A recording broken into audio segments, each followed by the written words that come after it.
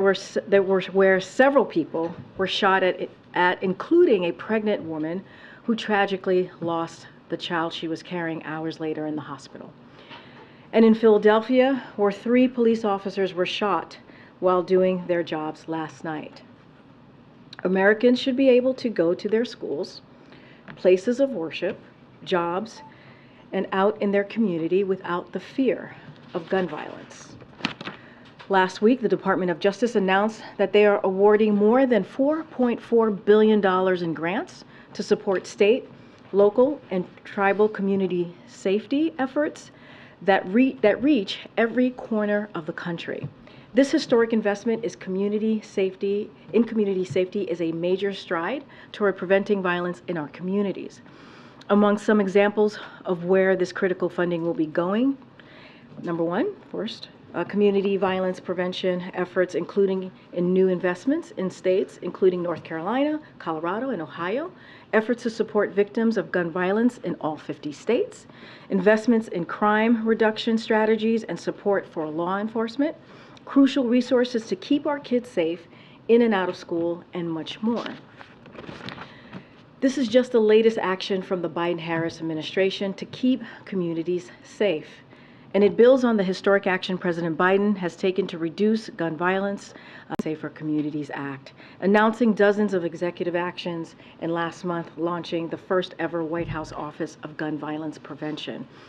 Now tomorrow, our administration will kick off the third Investing in America tour with the President, the Vice President, the First Lady, cabinet members, and senior administration officials making dozens of trips across the country to highlight how Bidenomics is growing the economy from the bottom up and middle out in communities across the country.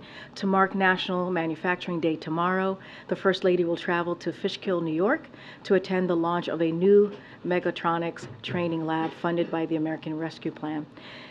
And the White House will launch our advanced manufacturing sprint to build a diverse, skilled pipeline of workers, including for union jobs in advanced manufacturing.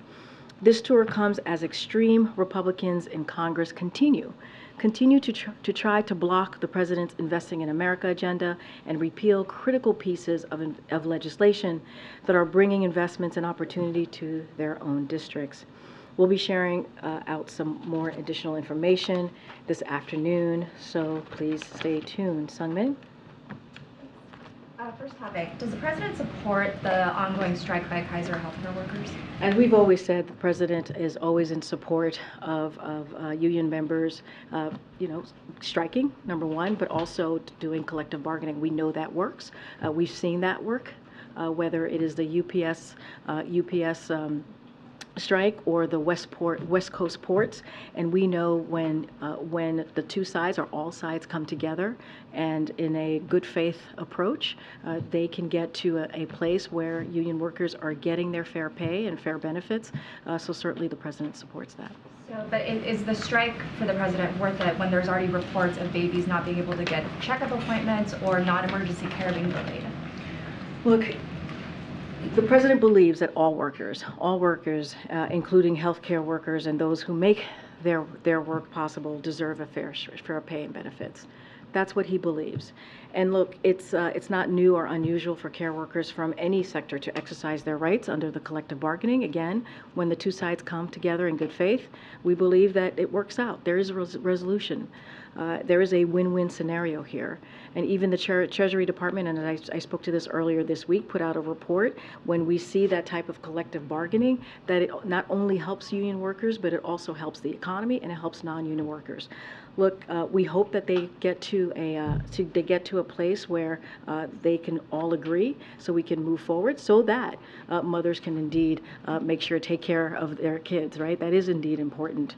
But we've always been clear that he believes workers have the right to ask for fair pay and fair benefits. A couple on Ukraine. Does the White House have a reaction to the attack in eastern Ukraine today, where about 50 people were killed?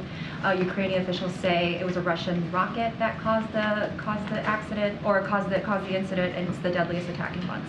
So look, sadly, we are continuing to see Russia launch strikes like the one today in eastern Ukraine, which hit a grocery store, reportedly, as far as we know at this moment, killed at least 49 people.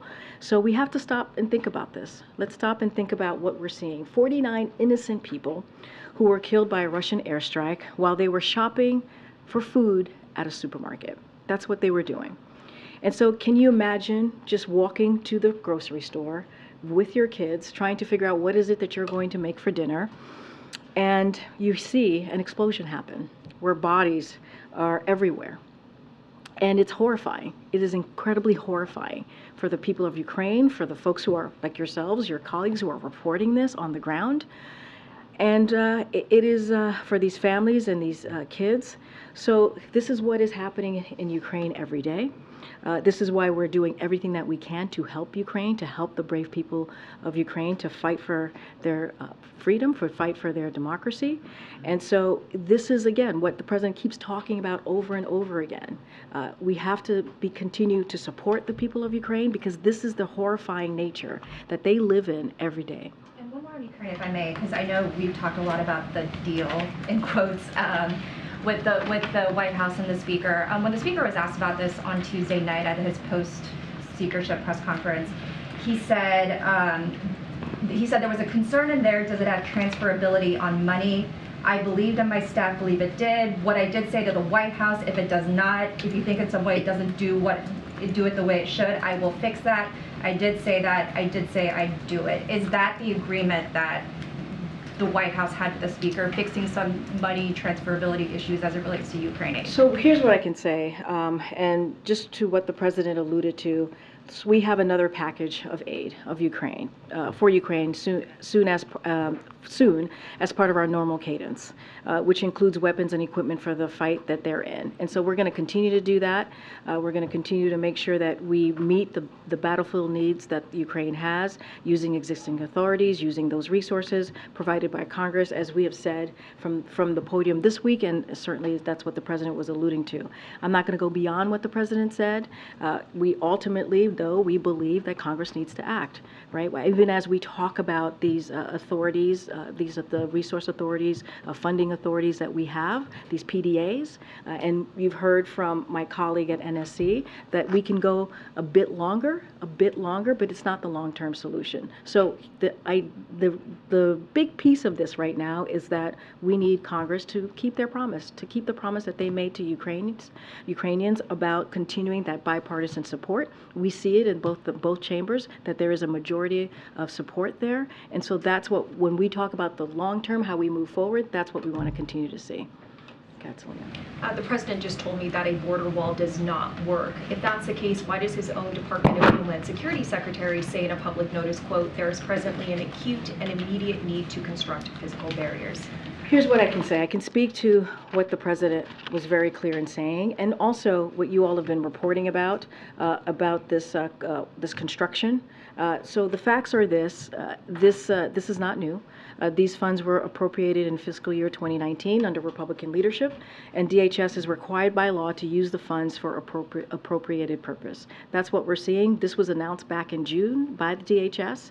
And so, look, we believe that there are better effective ways of moving forward to secure our border and security, our border security, and we have continuously asked for Congress to act, to provide our CBP, the law enforcement at the border, to give them the resources they need to do their jobs. And so we're going to continue to call on Congress. We believe, and the president has been very clear, even when you asked him, does a border wall work? He said no. And he's been very consistent about that. We believe that we need border technology that is modernized and land ports of land ports of entry, and that's what we want to see. And that's what I can speak to. And this is something that we were required by law, and we are complying. This is an administration that does believe in the rule of law. But why now? For instance, these funds have been available since Biden took office. Why at this time? And the president actually spoke to this, and this is one of the things that he was saying, that he's been asking Congress to reappropriate the funds. He has been. for the past couple of years, and Congress refused. And we have to comply by law to get this done. And that's what you're seeing happening right now. Would there be a way to continue to slow walk this and to delay it? We have to comply by law, and that's what we're doing at this time. We ask Congress to reappropriate the funds. That's what we would prefer to see, not waste the funding in the way that they're doing it right now, that we are required to do. But they refused, and so now we're moving forward. Go ahead. Thanks, Karine. What specific law will the administration be breaking if funds appropriated for the border wall are not used, especially because the funds go unused all the time? And why not let it go unused this time? Well, look, I'm not going to speak to the law. I would have to refer you to Department of Justice. I'm not a lawyer, but what I can tell you is that this is a law that we are complying with. We have asked Congress multiple times to reappropriate this. This is not the way that we believe is going to be effective here. We believe in modernizing the system, not actually building a wall. The president said himself he does not think this is effective, and so we're complying by law. And we believe that in the rule of law here, and we're moving forward and getting that, in following the law. Is this the administration in some ways recognizing that using these funds at this moment will be useful in Texas? We are complying by the law that says that we need to do this, and that's what DHS is asking for. How is this consistent with what President Biden pledged to do when he was elected, which is that he will not use any funds to use the border law? What will you tell? Let's make this really clear. The facts are that this is not new, right? This is something that came from the last administration under the Republican leadership in fiscal year 2019, and we are required to do this. We are required, DHS is required to comply by the law. That's what we're doing here. And look, the president, he said this himself, we have to comply by the law. Now, this was something that was announced 6 months ago. DHS actually announced this 6 months ago. And so this is not new. This is actually not new. Will this help with the situation in Texas? We believe that a border wall is not effective. You heard that from the president when your colleague Selena asked him directly. He said we don't believe it's effective. We have asked Congress to actually help us, use these funds in smarter, more effective ways. That's what we've asked for. They refuse, but we're going to continue to ask for Congress, especially Republicans who are holding this back, to act. If the border wall is ineffective, why is the Homeland Security Secretary saying that it's necessary to prevent unlawful entries into the United States? I have not seen that full statement. I know. I hear you. I'm just saying I have not seen his full statement on that. What I can speak to is for the president. The president's been very clear that he doesn't believe it's effective. He answered that question of your colleague. That's what I can speak to. That's what we're going to talk about. And we've actually said there are smarter ways and more effective ways in dealing with this. And there are. And so the president said himself, he asked Congress to reappropriate this funds for something that is more effective, for ways to do this in a smarter way as it relates to border security measures.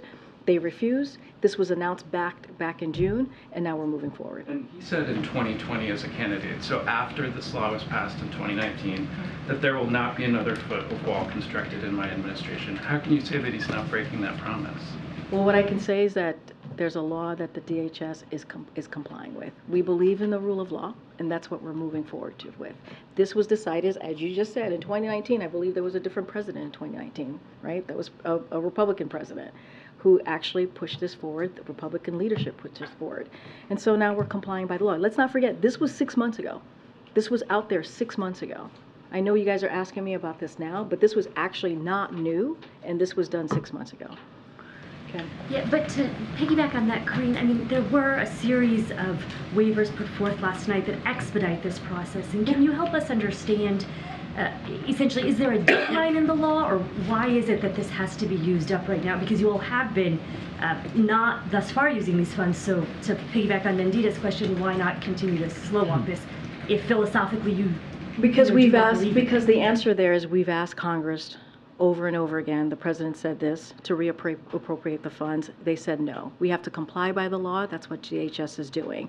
As you asked me about the environmental laws that we had to deal with, we have to comply by the law, and which requires, because we have to comply by the law, which requires the agencies to use these funds for their appropriated purpose. Now, CBP will conduct environmental and cultural resource surveys of this project, and so certainly I would refer you to DHS and CBP on the specifics of that, and also the law itself. What I can tell you is that we have to comply by the law, and that's what we're doing, and that's what DHS is doing. Again, this was announced back in June, and this is how we're moving forward. And you heard directly from the president. His stance on the border wall has not changed. He does not believe it is effective. He's been very clear about that. Again, your colleague asked him directly, and his answer was no. Go ahead, JJ. Has the government already contracted for this project? I don't have any news about contracts for this project or how it's moving forward. I would have to refer you to DHS on that. Ukraine speech, are you expecting it to be next week, early next week? So I don't have anything new to share on the Ukraine speech specifically. But look, the president was very clear. He wants to give a major speech on this. And so when we have more information, certainly we will share it. Look, and you've heard me say this multiple times. You heard the president say this. There's strong bipartisan support from both chambers for protecting our national security by backing Ukraine as they continue to fight for their democracy, for their sovereignty, and resist the brutal invasion of Russian aggression, obviously, which has committed war crimes and atrocities and killed countless civilians and kidnapped thousands of children. We saw what's happening today in Ukraine at the grocery store, where we know at least 49 people have died, and that's horrific. That is how they're living their life. And also, I want to bring in the experts into this too. Across the spectrum have stressed, if we abandon the people of Ukraine and Russia is successful, it would send a terrible message and embolden dictators and would be aggressors around the world who may want to invade other countries. So which could draw the United States and create much more of a problem and an issue around the world. So that's why we have to continue, we believe, being behind the people of Ukraine. When we have more to share on his speech, we certainly will do that. But yes, the president is going to make a major speech on Ukraine, and when we have those information, we'll certainly share that. Okay, Peter. Rita, just want to follow up very quickly. You said that it's not new, but to be clear that this was posted on the Federal Register overnight on October 4th. So just to be clear about this, the president earlier today said that he was asked, does the border wall work? He said no. But in this statement that was posted within the last 24 hours, the Department of Homeland Security Secretary says there is presently an acute and immediate need to construct physical barriers and roads in the vicinity of the border of the United States in order to prevent unlawful entries into the United States. So who's right? The statement from the DHS Secretary overnight, or the President's comments today saying they don't work? So a couple of things. Yes, it showed up on the register today, but the announcement, this is not new. This is from 6 months ago. Well, it is new because the waiving of the laws actually didn't happen. But this is something that was out back, that the DHS was put out back in 6 months ago. Well, so and now they announced. Did they waive the laws 6 months ago? Well, what I'm saying is DHS announced this back in June that the agency would do so. They actually said that they would do that back in DHS. They moved forward with it today, but the initial announcement was 6 months ago by waiving the laws. So that's what's new today. Understood. So yes. The statement when Just he says make sure we're presently clear was on filed. So when he said there is presently, are you saying when he says there is presently, he was referring to 6 months ago or referring to the date of which it was filed? What I can tell you is DHS announced this back in June that they were going to move forward with this. That's what I can share with you. That's what I know is to be true and is to be fact. Look, I can speak for the president. The president said, he was asked directly, he doesn't believe a border wall is effective. Does he have a disagreement with his Department of Homeland Security Secretary? What I can tell you, what the president, I want to tell you what the president said and what your colleague asked him. He said, no, he doesn't believe that the border wall is effective. He's speaking in direct contradiction to what his own I know, Homeland Security Secretary I hear says. you. I'm speaking for the president. I'm saying that he has said that he does not believe a border wall is effective. That's what he was asked. He has said that for some time now, and it still remains to be the case. He asked, right? He asked Congress multiple times. His team has asked Congress to reappropriate the funds. They refused to do that. We're going to comply by law. Would you ask the president on our behalf then, in the absence of our ability to do that, whether he disagrees with the statement that there is presently an acute and immediate need to construct I'm happy to barriers? take that back. I'm happy to take that back. Go ahead. Karine, again on the wall, Mexico's president is saying that the plans to move forward, quote, are contrary to what President Biden had been proposing. Has the president addressed this with Mexico? Have you guys, has he talked to I mean, he them? just addressed it in the Oval. He's spoken to the Mexican leader. I hear you, but that just came out, right? I'm assuming that he just made that statement, correct? talked to him in Well, advance. you guys just saw him. He was meeting with his national security advisors, right, with the new chairman. So, first of all, you heard directly from the president. He said that he does not think a border wall is effective. So you heard directly from the president on that as the president of Mexico is speaking to, right? So you heard directly from the president. I don't have a call to read out. The president has been busy meeting with his national security team.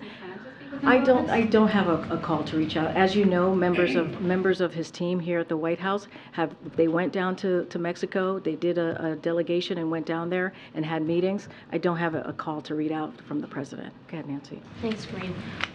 As someone who spends a fair amount of time in the Oval Office with the president, did you ever have a troubling encounter with Commander? No, not at all. So he never nipped you? No. Were you ever wary of being No. around him No, and because of the biting incidents that you had heard about? Absolutely not. And I've seen Commander many times. I was never worried, and I've never been bit by Commander. Have any of the members of your staff? What I can say, I don't have numbers of exact numbers of any incidents with Commander. I do want to lay out something that my colleague Elizabeth Alexander over at the First Lady's office, who's our communications director, and just to be clear here, and we want to make sure that folks understand, just in case you guys didn't see her statement here, and it goes as follows. The President and the First Lady care deeply about the safety of those who work at the White House and those who protect them every day. They remain grateful for the patience and support of the U.S. Secret Service and all involved as they continue to work through solution. Commander is not presently at the White House, on the White House campus, and while next steps are evaluated. That was a statement that came out from the First Lady's office, and so I will certainly leave it there.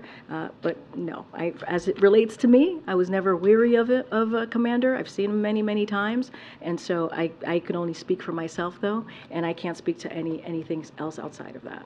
I'm surprised. I've been bitten by a dog. If there was a dog that had bitten 11 or 12 other people, I'd be a little nervous around that dog. Why weren't you? I mean, I'm not sure why this has to do anything with me.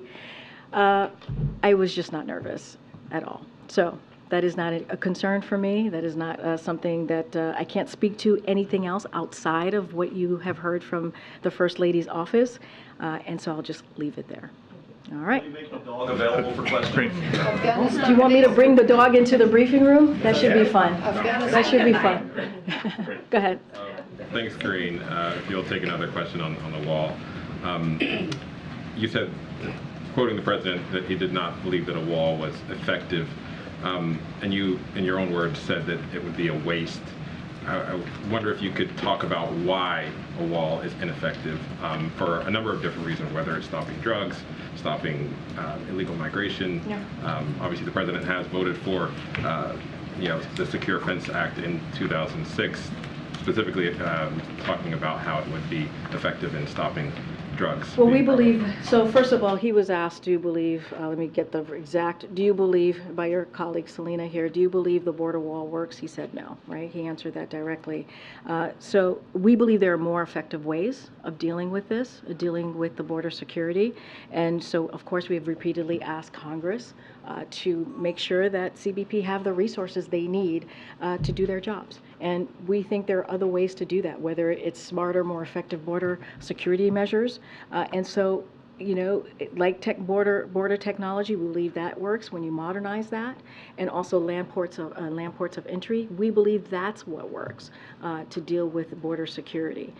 And so we've been very clear. The president has been very clear about this. He doesn't believe the border wall is effective, and that has not changed. That has not changed. We are complying by the law. DHS is complying by the law.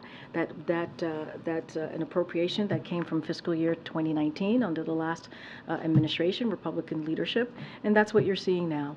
I just want to follow up with a question about the letter that Governor Pritzker sent earlier this week.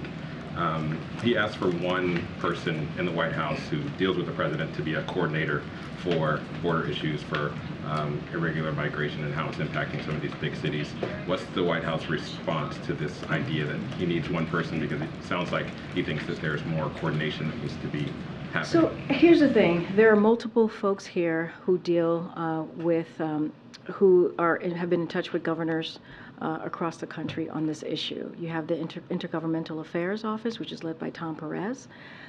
And so that is someone who has kind of led these conversations with these governors and talks to them pretty regularly about the issues that they're having, an array of issues, not just this. And there are multiple other people that have been in touch with governors across the country. Look, let's not forget, we provided $1 billion to those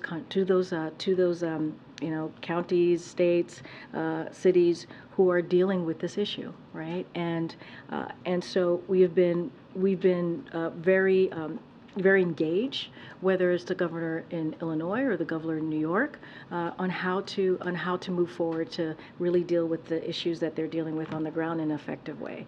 And so that's what we're going to continue to do. It is an issue that's incredibly important to this president, and that's how we're going to continue to move forward, have those engagements, have those conversations, and figure out what ways the federal government can help them on the ground. Go ahead. Yeah. Thanks, Karine. Two questions. One is about Commander. Are there more dogs of the First Family at the White House complex, or not? I just wanted to find out if there's more dogs. I mean, it was just Commander that was here on campus, as I just mentioned. He's not on the White House. Question that has to do with the Darien Gap down in Central America. There's a lot of talks between, apparently the government of Panama is making a complaint today against the government of Colombia for not stopping up all the migration that is going through that area and apparently damaging all the natural environment there. I was wondering if the U.S. is considering any action to help either Panama or Colombia to manage the migration flows in that region. So I don't have any new policy announcement to make at this time, but as you know, the president has had, and his team, right, whether it's DHS or State Department, diplomatic conversations with folks in the region. As you know, when it comes to migration, it is a regional issue, not just at the border in the South. And so we have consistently continued to have those conversations, those diplomatic conversations. As you know, he brought more than 20 countries to the U.S. out west in the West Coast, as you all know, to have those conversations on how we can work together. There was a declaration that was put forward on ways that we can move forward in dealing with this migration issue that we see in the region. I don't have anything new to read out, new policies to read out today. Okay. Thanks, Karine. Just a couple on the border. First, on the timing, I understand that you've said this is in the works, that it's been out for 6 months, but specifically on this notice coming out last night, is it at all related to the funding request for Ukraine that the administration has been pushing for, given what some House Republicans are saying, that they want border money right now, that they want more focus on border security? Is this some sort of, we will put this out now so we can make more of an effort to get the Ukraine funding? Look, I wouldn't connect the two. I think, again, the president has said multiple times as answering why now, the president multiple times has asked Congress to reappropriate these funds. They wouldn't do it, and so we're moving forward. This is nothing new. This was announced by DHS about 6 months ago, back in June, and that continues to stay the case. Look, as it relates to the border and what Republicans are asking for, we believe one action should not be dependent on another action. It should not be. We've been very clear. In August, the president told Congress we needed up to 4,000 more troops to support border operations, resources, equipment, and overtime to support the operations of 24,000 more customs and border protection, 39,000 more detention beds, new technology to prevent cartels from moving fentanyl. And Republicans failed. They failed to act. And in fact, as I mentioned earlier this week, there were 2 weeks ago, they put forth a CR that proposed cutting the DHS to 8%, which would remove law enforcement at the border, which would make our border less secure. And so, those two things, Ukraine funding, and that should not be linked. We have seen bipartisan support in both chambers for Ukraine funding, and that's what we believe we should be moving forward and continuing that funding for Ukraine. And we've been asking the GOP, House Republicans in particular, hey, to take action, right? To take action in helping us become partners with us in dealing what is happening currently at the border. You've said many times that the president many times has asked Congress to cancel or shift these funds toward more effective uses at the border. How has he specifically done that? Has that been through formal budget or funding requests? When did that happen? So I don't have the exact timeline of when those happened. Can we get that? I certainly can ask our Office of Leg Affairs. Certainly his team works on that, and so I'll ask the Office of Leg Affairs. And this appropriated funding from 2019, does that have an expiration date? I don't have the timeline or the date on if there's an expiration. I would refer you to DHS on that particular question. But again, we are complying by the law on this. Okay, Could there be future border projects from the same amount allocation of funding that was appropriated in 2019? I mean, is this the end of it? Look, I don't know about any additional funding from the fiscal 2019. I can speak to this right now as it relates to the structure that we are being compelled by law to have to deal with. Anything specifically about border or what's next or how they're moving, I would certainly refer it to DHS. And real quick, back on Commander, where exactly is Commander the dog right now? Is he in Wilmington? I'm not going to go beyond Okay. saying that he's no longer on campus. Thanks. Go ahead, Phil, in the back. Thank you. You've reiterated that the president's position is consistent when it comes to the border wall.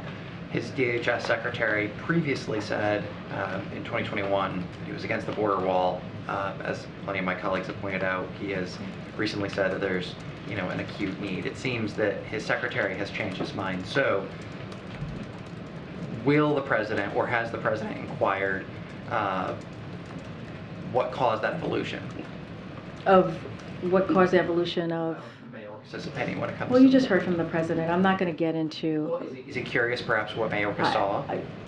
I'm just saying that you just heard from the president. He was asked directly the question and he said no. I don't have anything else to add beyond that. And then is there any comment on reports that a US F-16 shot down a Turkish drone that was nearing American forces in Syria? So we did see those reports as I was walking out here. I would have to certainly confer with the National Security Council. I just don't have anything to share on that. But in the meantime, I would refer to Department of Defense. Thank you, Karine. Good. Thanks. Good. Yes. Thanks, Karine. Two questions on two different subjects. One, is the issue with the border wall funding the same issue that caused former President Trump to get impeached the first time when he wouldn't spend money that Congress told him to spend for Ukraine? Is it the same? If you were not to spend the money, would you be facing the same sort of threat that the former president did? You would have to do your research and look into that.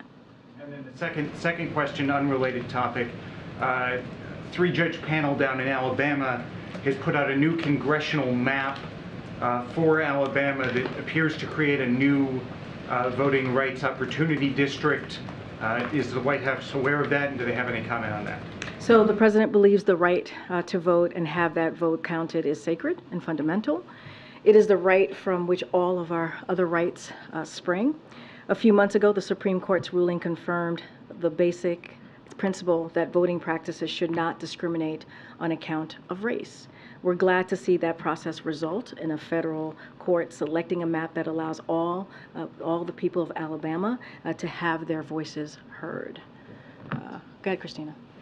Karine, I understand you're saying that DHS is complying with the law, but to do so, the president is not keeping his promises or his commitments to the immigrant community, to environmentalists, because he's waiving environmental laws to build this wall. Is there any concern that he's not keeping his promises? The president is always working to keep his campaign promises. You've seen that in many other policies and issues that he's worked on. He's complying by the law. He's following, certainly we believe in following the rule of law. And that's what he's doing here. It is as simple as that.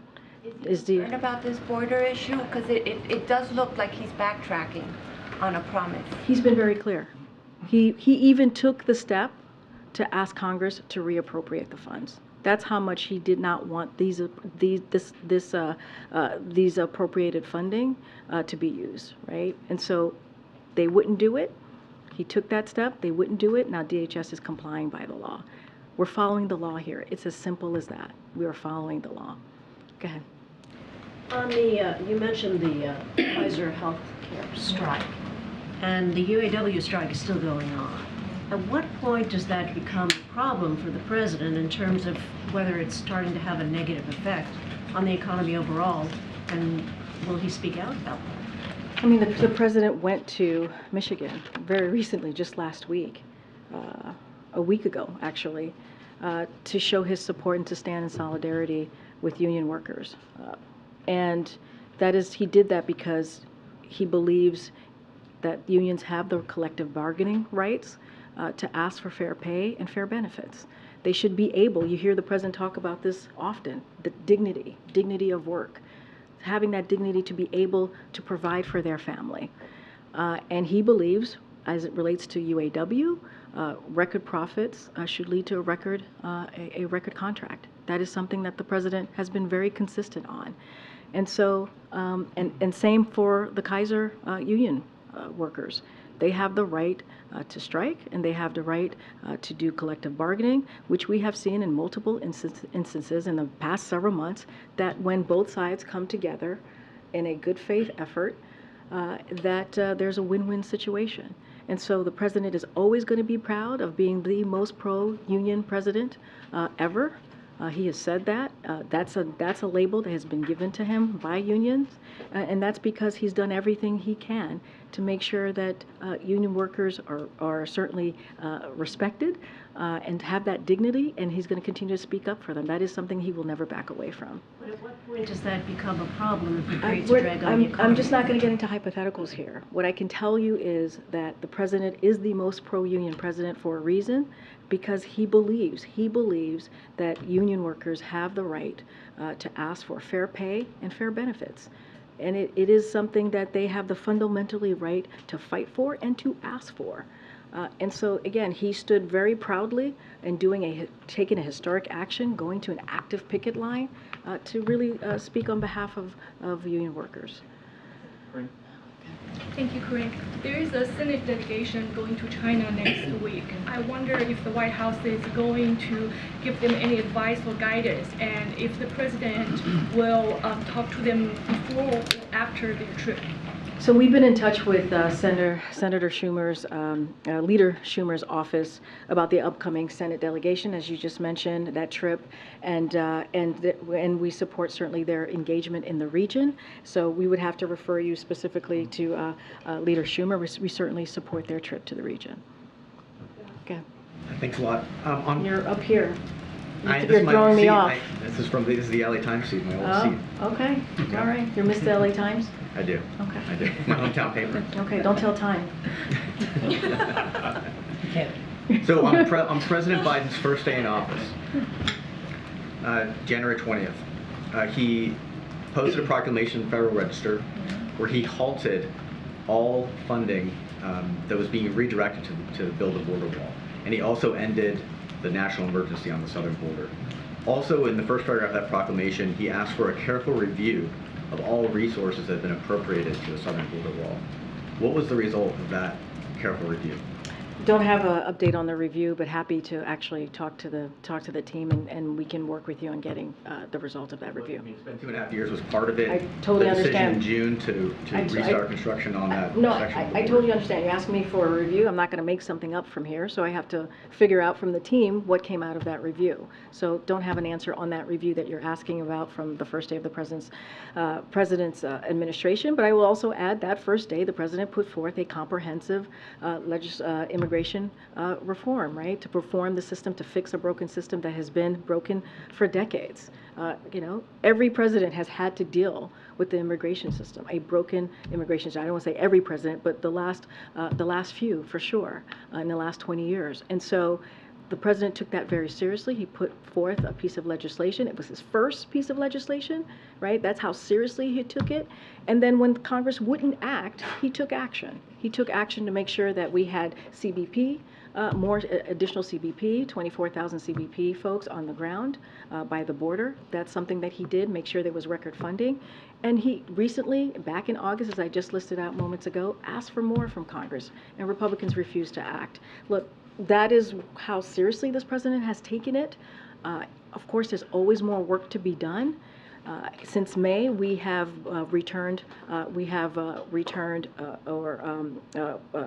sent away or sent back more than 300,000 migrants who came here undocumented. And so that shows that our commitment to the border, and that shows a commitment in making sure that we try to work in a system that is broken. That's great. Go ahead, in the back. Go ahead. Thanks, Karine. The Supreme Court is beginning a new term, and this court has been known in the last couple of years to upend precedent on issues that this White House very much cares about. Can you talk about how you all are viewing this Supreme Court term and what you're specifically doing to prepare, given there's so many cases with issues that I know you all are watching? So we're always going to watch what the Supreme Court does. We don't ever know until they actually make their decisions. But certainly we're going to keep a close eye on what they're going to take up and how that's going to affect the American people. But I just don't have any specifics on what we're specifically taking a look at. But of course, we're always curious and always going to be certainly focused on what the Supreme Court take up. Acting Secretary Sue and Gene Sperling were assigned to work on the UAW strike. Are they still in Washington, or have they gone to Michigan at this point? So I don't have anything new about any engagement from the Secretary or Gene Sperling as it relates to UAW. Certainly, if we have anything to share, we will do that. Okay, way in the back. Way in the back. Go ahead. Two questions on the border wall. Sure. First, just to clarify, the White House says that it's doing this only because it has to, no other reason, like a surge in border crossings or pressure from other Democratic leaders? DHS was required to use this funds for their appropriated purposes to comply with the law. That's what they were required to do, and we're going to continue to call on Congress to take action, to work with us on dealing with border security, to make sure that we find smart ways and more effective ways to deal with the border, and that's what we're doing. And that's what we're going to continue to work on. We've done that as recently as this past August. We've asked for $4 billion in supplemental funding to deal with the border, and we need Congress here. We need Congress to work with us on dealing with the issue that's happening at the border. Why is the administration waiving laws to expedite construction if the border wall is ineffective? I answered that question a couple times already. I'll answer it one more time for you. This is something that the DHS had to take a step forward in complying with the law. That's it. Thank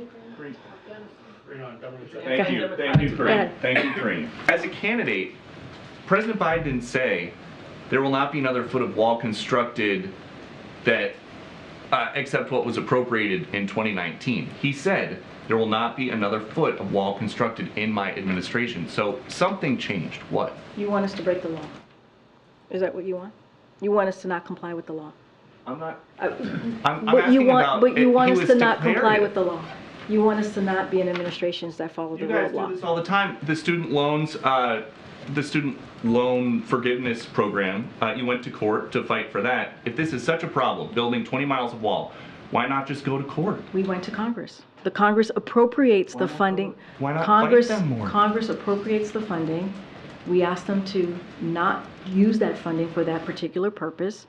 They denied it, and now we're complying with the law. If you have to build a border wall, but you don't think that it's going to work, then once it's done, are you just going to tear it down? I'm not getting into hypotheticals from here. I'm just telling you what I can tell you from here. The facts are that DHS is complying with the law. This is from this was under fiscal year 2019 under Republican leadership, and DHS is required to do this. The president asked multiple times of Congress to reappropriate. They did not, and we're not complying by the law. Thanks, everybody. It's anti-democratic to blackball major newspapers. My question about Afghanistan, I think the United States forgot Afghanistan.